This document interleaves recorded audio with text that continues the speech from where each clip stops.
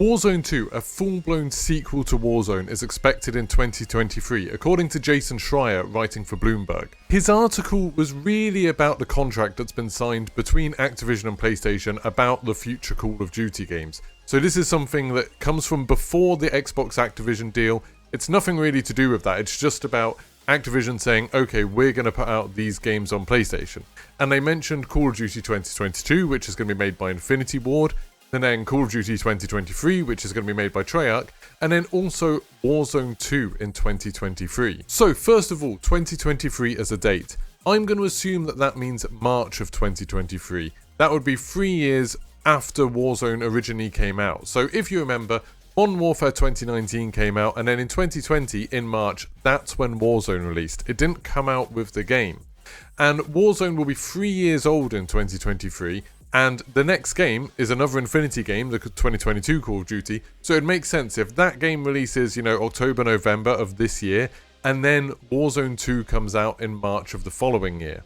This might mean that we're perhaps unlikely to get a Call of Duty 2022 integration with the current version of Warzone, because what's the point of going to all of that trouble of bringing all of the guns over, all of the operators over, maybe doing new maps and things like that, if it's only going to last a few months, if you're only going to have it for like 5 months before the new version of Warzone comes out and it's all scrapped.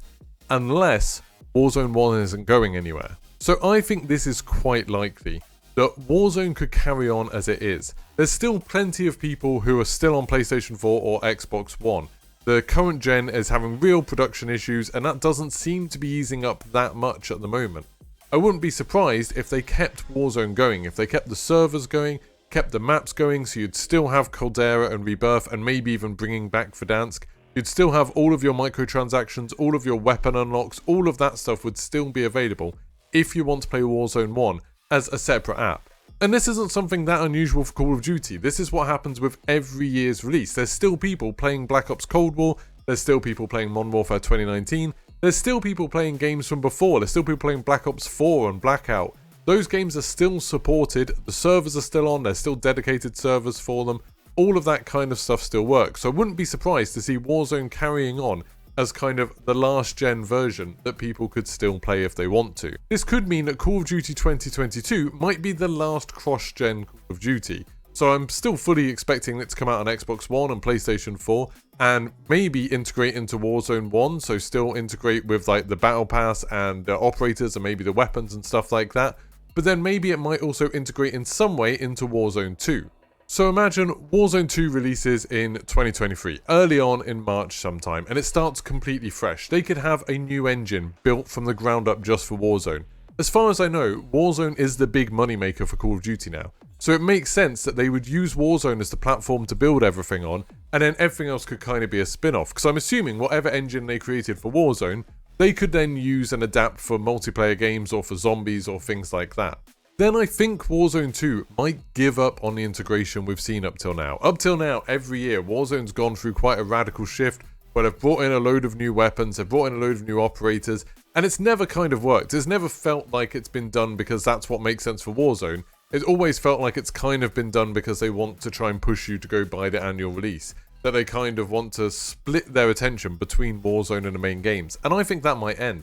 I think if Warzone 2 comes out next year, it might be the platform that everything's based on and they focus just on that and what's right for that game. So I think with future Call of Duty releases like Treyarch's game in 2023, I don't think there will be a full integration with Warzone 2. I don't think they will keep trying to put every single gun from the mainline games into Warzone 2. I think they might have some crossover things, so maybe some bundles will give you stuff in both games, and maybe there might be a battle pass that crosses over where you get sort of 2 different levels of it, so like one level is stuff for Warzone, one level stuff for the Treyarch game, but I don't think they're going to dump all of the guns in there, or all of the operators or anything like that. Think of how good it would be if everything they did for Warzone was just because it made Warzone better. So you wouldn't get like 2 Kar 98s anymore, or however many AK-47s we've got. Instead, they would just pick some of the iconic guns from each release, put that in, add that to the armory, and then maybe even set expectations at the release of Warzone 2 saying, you can buy microtransactions for this, and this gun will be in the game for at least a year, but then we might vault some stuff, we might move some stuff around. You know, like they do in Fortnite, like they do in Destiny, where sometimes they just decide, okay, this isn't good for the game to have this amount of content in it. This could also mean that problems like the rose skin might be avoided, where if they do get something that becomes a problem, they can do refunds just for that, or they can say, okay, we're taking this out of the game at this date, so it's not going to be a problem forever. With a fresh start, they could do a brand new map designed explicitly for Warzone. Now, obviously, Verdansk and Caldera were designed for Warzone, and Rebirth was kind of designed for Blackout, but then adapted for use in Warzone. But imagine something where all of the geometry, all of the terrain, all of the interactions didn't have to be something that just worked in multiplayer and then they could port over, but was something that was built up for Battle Royale. So all of the mechanics, all of the physics systems, things like the way vehicles work, you wouldn't anymore have this problem where even if you're riding in the back of a vehicle, you can then get run over by it if an enemy's in charge. You could have all of those things designed in a way that makes sense for a Battle Royale game. Imagine having rocks that you could climb up, you know, terrain that you can traverse easily and using tools that were designed explicitly for Battle Royale. You could even have the Fortnite style events that people have wanted for so long. So having big changes in the map happening at the same time for everybody. I also think this probably could be the end of joint battle passes. Like, maybe they'll do one for Treyarch's game, maybe they won't. But I could imagine them splitting it off so you have a specific Warzone battle pass with things that make sense for Warzone, maybe challenges that progress you rather than just time, so they don't have to have this kind of crazy integration where everything's split across everything. And then maybe you'll have a separate battle pass for multiplayer and maybe even for zombies too. I've argued for a while that a live service model makes sense for Call of Duty. And in fact, I think multiple live service models make sense. That you'd have one whole app just for Warzone, one thing for multiplayer, and maybe even one thing for zombies. So Warzone could carry on as it is with seasonal updates, having an update every month, every 2 months, having something fairly significant, and having new battle passes that's just tied to Warzone, and Warzone being free to play.